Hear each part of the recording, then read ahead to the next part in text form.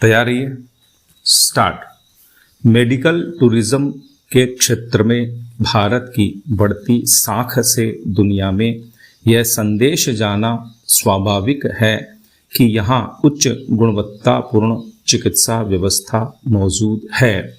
इस संदेश के बीच अधिकांश सरकारी अस्पतालों की बदहाली दूसरी ही कहानी कहती है।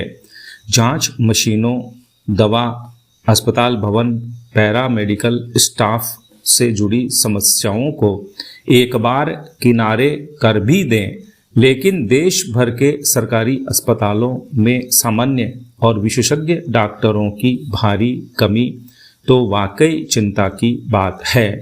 चिंता इसलिए भी कि निजी व सरकारी क्षेत्र के अस्पतालों में सुविधाओं को लेकर यह विरोधाभास चिकित्सा क्षेत्र से जुड़ी सरकारी नीतियों को सवालों में खड़ा करने के लिए काफ़ी है।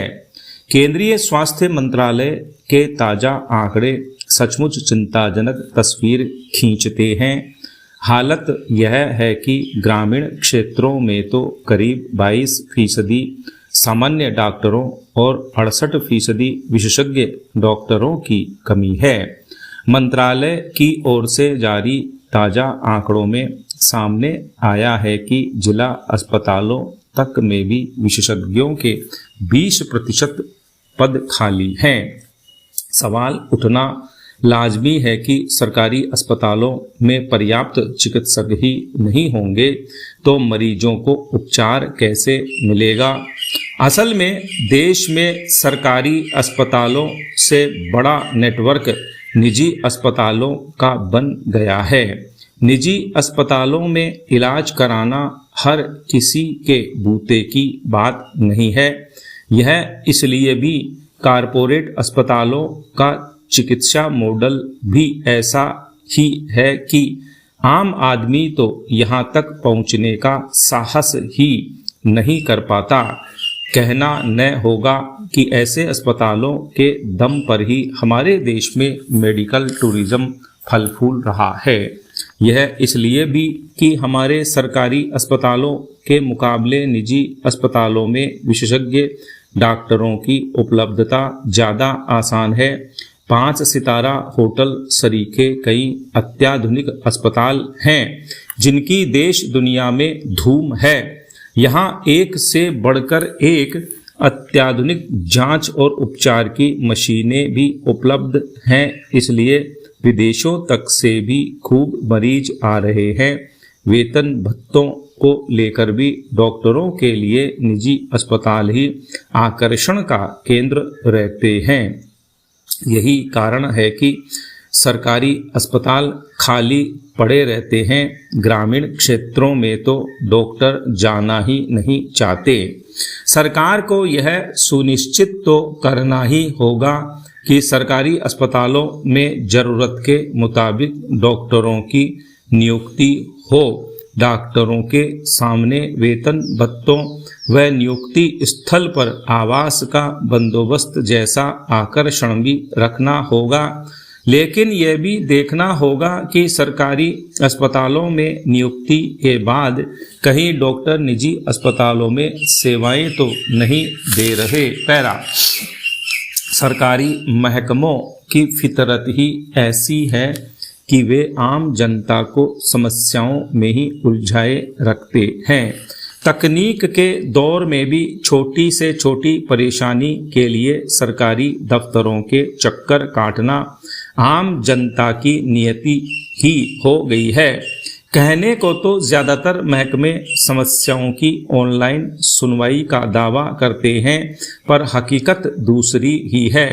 कहने को प्रदेश में पुलिस महकमे की ओर से पिछले 8 साल से गुमशुदगी की ऑनलाइन रिपोर्ट दर्ज कराने की सुविधा आम जनता को दी जा रही है, पर आंकड़े बताते हैं कि यह सुविधा खाना पूर्ति से आगे नहीं बढ़ पा रही।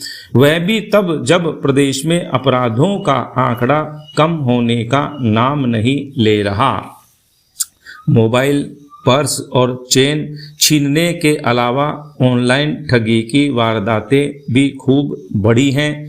ऐसे मामलों में थानों में सीधे रिपोर्ट दर्ज नहीं की जाती या फिर परिवादी को बार बार टरकाया जाता है। यदि आप रसूखदार हैं तो आपकी रिपोर्ट जल्दी दर्ज हो जाएगी, अन्यथा रिपोर्ट लिखवाने के लिए आपको संघर्ष करना पड़ सकता है। इसके अलावा केसों की बढ़ती संख्या को देखते हुए पुलिस भी इन मामलों की रिपोर्ट दर्ज करने से कतराती है।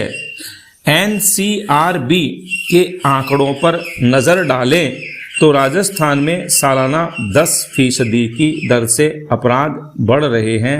ये आंकड़े थानों में दर्ज रिपोर्ट के आधार पर जारी किए गए हैं। वर्तमान में प्रदेश में सालाना करीब 2.25 लाख से 2.5 लाख मामले दर्ज किए जा रहे हैं, जिनमें से ऑनलाइन रिपोर्ट केवल 15 से 20% मामलों तक ही सीमित है। शेष 80 से 85% मामले थानों में सीधे जाकर दर्ज कराए जाते हैं। आज बिजली पानी के बिल जमा कराने से लेकर परिवहन के टिकट खरीदने और घरेलू सुख सुविधा के सामान के लिए आधुनिक तकनीक और इंटरनेट सेवाओं का खासा उपयोग हो रहा है। सरकारी विभागों में भी ऑनलाइन ऐप की सुविधा है। इसके विपरीत पुलिस की ऑनलाइन रिपोर्ट की सुविधा का प्रचार प्रसार न होने के कारण आम जन को इसके बारे में जानकारी ही नहीं है। इसका परिणाम है कि लाखों मामले आज भी रिपोर्ट नहीं होने के कारण दबे हुए हैं। इसे आम जन का भय या पुलिस की लापरवाही भी कहा जा सकता है। आज आवश्यकता है कि पुलिस विभाग प्रदेश में अपराध कम करने के लिए आम जनता को यथासंभव सहयोग प्रदान करे और ऑनलाइन रिपोर्ट की सुविधा का व्यापक प्रचार प्रसार करे। स्टॉप।